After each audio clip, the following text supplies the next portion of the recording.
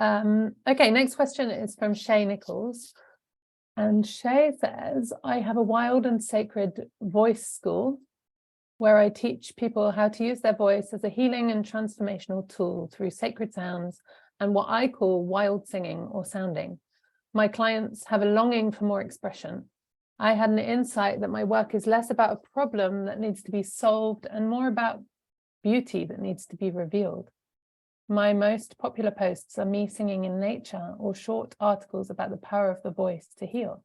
I guess my question is how to lean into talking a bit more directly to my clients' needs while still keeping the focus on beauty / inspiration / connection. Right. Okay, so there's a number of things that need to be parsed out here. First of all, we need to make a distinction between what we think our people need. And then second, what do they actually need? And third, what are they craving? Those are different things. So hopefully our assessment is accurate when we think, okay, they need this, that actually matches what they really need, but good to make a distinction. Those may not be the same things. And most people are actually not aware of their needs. What they are aware is they are in pain because a certain need is not met, or they're craving something, for similar reasons.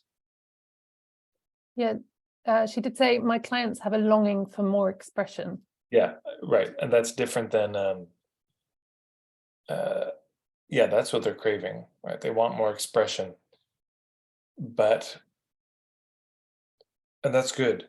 It's just that if they're not aware of it, it's not very useful in marketing, right? If you just think, they need more expression, then great, good for you. Okay, so they're longing for more expression. That's helpful. But just for everybody listening, this is important. These are important distinctions to make. What you want for them versus what they want for them may be different things. And if your marketing is leaning on what do you want for them, it's not going to work. What you think they need versus what they think they need. Yeah.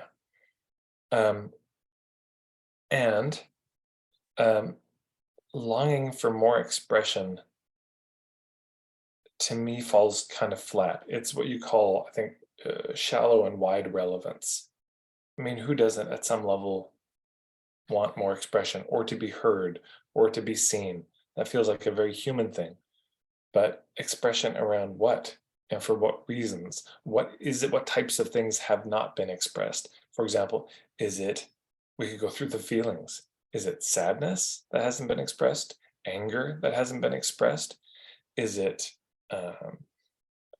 shame that hasn't been expressed? You could go through the core feelings. Is it all of that? Is it just their feelings that haven't been expressed? And is it also, if they were to express themselves, then what? What did they imagine that will give them? What are they craving to express things for? If I express things, then what? Yeah, my guess is there's a result that they're looking for. An expression is actually a strategy for them to meet a certain need, to achieve a certain ends. Or is it that they are physically ill and they are hoping that them expressing themselves will help heal their physical body? Is it all of this? Is it that they're in an unhappy relationship and they don't feel received by their partner and they need to be received somebody or somewhere to work something out? So as you can see, I'm sort of grasping at options, meaning it's not entirely clear. Now, it could also be, there is such a thing as a sort of explicit niche and implicit one. Sometimes people just follow us and they say, man, the way you're singing in the woods like a wild woman, I want that. I really am drawn to that. So then that's kind of the boat and you as the captain of the boat. Sometimes you might just walk by a boat and say, man, the way you're dressed and the look of that boat, I don't even know where you're going. I just want on that boat. That does happen. There are people, we all know people who, if they were doing a talk, we wouldn't even ask what they were talking about. They're in town, they're talking, we're there. And your friend's like, where are you going? To this person's talk. What are they talking about? I don't know. Do you want to come?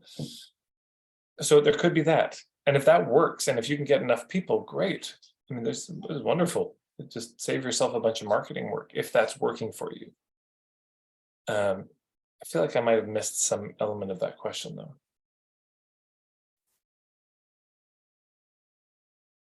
So the last part was, she said, my most popular posts are me singing in nature or short articles about the power of the voice to heal. And then she said, I guess my question is how to lean into talking a bit more directly to my clients' needs while still keeping the focus on beauty, inspiration, and connection. Right. Okay. So the first thing is heal what? There's a lot of things that could be healed. I'm not clear about that. Focus on my clients' needs. I'm not sure I'm totally clear what those needs are exactly. And making beauty, that may be something they're craving. Maybe they're craving to make beauty, but that's an important distinction to make. Are they craving it, or is it that you think the world needs that and you want to invite other people along and making beauty, and you're making a case of why making these beautiful sounds is important, not just for them, but for the world. Maybe you have a sense this feeds the world in some way to make this beautiful music. So I'm not clear if it's that. There's, this is the old question in marketing. Do you focus on the problem? Do you focus on the result? And this sense that it's negative somehow and bad and unethical to focus on the problem. And if you go to YouTube, search Tad Hargrave Star Wars, you'll see a video come up where I talk about the dark side of the force versus the light side of the force in marketing, and on this issue in particular. But to me, we focus on what's most real for them. Now, if what's most real for them is they want to be wild women and get out there and sing and just use their voices and make outrageous sounds, if that's what they're craving, that's what you focus on. That's what you talk about. If they want to make more beauty in the world through their voice, focus on that. But if what they're focusing on is they are ill, they're angry, they feel silenced in some way, maybe this is about the patriarchy for them, and I feel silenced by the patriarchy and I want to use my voice, and that's their analysis walking in. But that's different than them coming in and just, I'm sort of timid. And you're saying, yeah, well, my analysis is you've been silenced by the patriarchy, or my analysis is this is about the mother wound, actually. If you have that may be useful to educate them. And then eventually they may become a client, but that's very different than they come to you, say, I have the mother wound and I'm realizing I need to use my voice. And can you help me do that? That's a whole different marketing game. Awesome. Thank you, Ted. Shay, I hope that helps. Let us know how you get on.